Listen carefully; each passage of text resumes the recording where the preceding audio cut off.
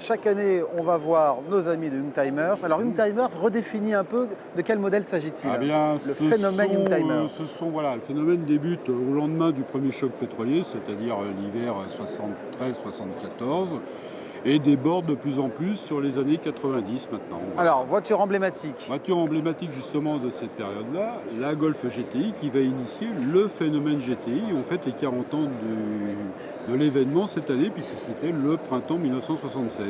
Là, on arrive très surprenant en pratiquant à 30 000 euros. Non. Oui, pour une Golf GTI, vraiment le tout premier modèle, avec les pare-chocs fins et les petits feux arrière très spécifiques. On rappelle la thématique du stand Youngtimers, c'est le salon 1976, hein, donc des modèles 76. Les 40 ans de la GTI, donc flashback sur l'année 76. Avec ce coupé Alpha Sud et aussi de 1976, dans un état absolument, elle est presque neuve. 25 000 km. 25 000 km, elle est magnifique. Et puis c'était quand même une voiture très pétillante, comme toutes les Alfa Romeo, et quand même très très utilisable au quotidien, avec un bon espace intérieur, une facilité de conduite, une voiture très moderne. C'est joli. Ça se collectionne, ça se collectionne. C'est très beau ça. Et une BMW.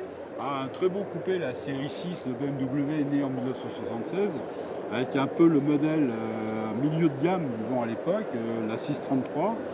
Elle est magnifique, c'est une ligne vraiment superbe, vraiment je trouve qu'elle n'a pas vieilli.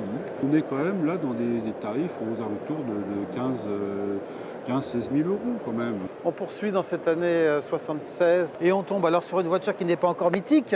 Elle ne le sera probablement jamais, la Renault 14. Qui a eu quand même une notoriété, mais une notoriété un peu à ses dépens, avec une campagne de pub extrêmement malheureuse qu'il avait qualifiée de poire.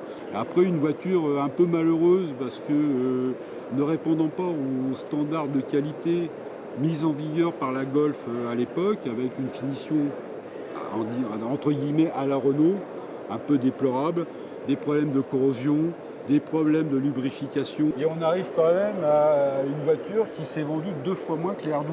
Un autre exemple de Youngtimers qui vaut pas cher. Pas cher et Mercedes. Toujours bon pied bon oeil comme toutes les Mercedes. Quasiment incassable. Une Mercedes, alors il faut aimer un petit peu le style voiture de chauffeur de taxi. Je te suis pas tout à fait, je trouve qu'elle est un peu carrée, mais elle a quelque chose. Alors on finit ce tour d'horizon. On finit sur une Alpine A310 et version 1976.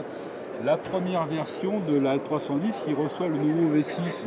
Et on s'encombre d'un poids élevé et d'une consommation presque de porte-avions, plus des vibrations, plus un V6 qui n'est pas au point. Donc dommage, un petit peu, il faudra la deuxième mouture du V6 pour avoir quelque chose qui fonctionne réellement. Merci pour ce petit tour d'horizon 1976, Alain. Merci. Voilà.